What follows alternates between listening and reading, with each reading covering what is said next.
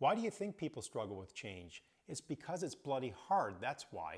And if I've learned anything over the last 52 years, it's that people usually struggle with fear when it comes to change. And they fear three things. They fear loss, process, and outcome.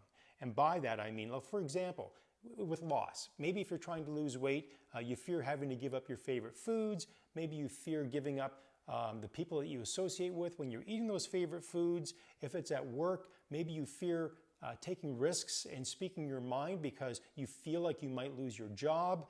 Maybe if you speak up in a meeting, you might have your head on the chopping block. Fear is something that's very real that stops us from changing and taking risks and advancing ourselves in life. Process is really simple too. We fear that process. If you're trying to lose weight or get in shape, you might fear the actual process of going to the gym because you know it's going to hurt and you're not going to see the results for a long time.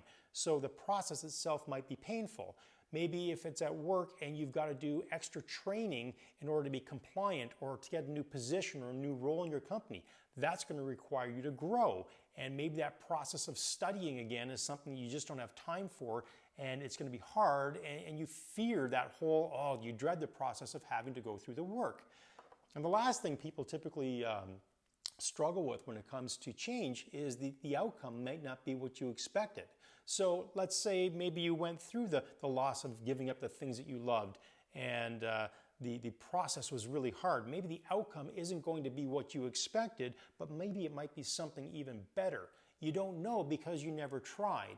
And that's the whole point of moving from a fixed to a growth mindset.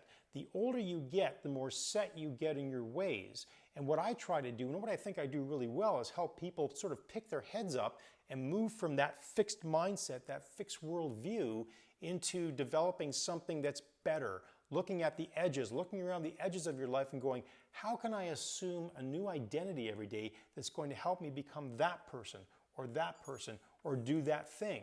You know, it's really interesting when you think about it, but habits are a very powerful thing. And when you assume a new identity, that helps you take steps every day into becoming the person you aspire to be. You know, I think it's safe to say that the more you know, the more you grow, and the more likely it is that you will not feel stuck and left behind.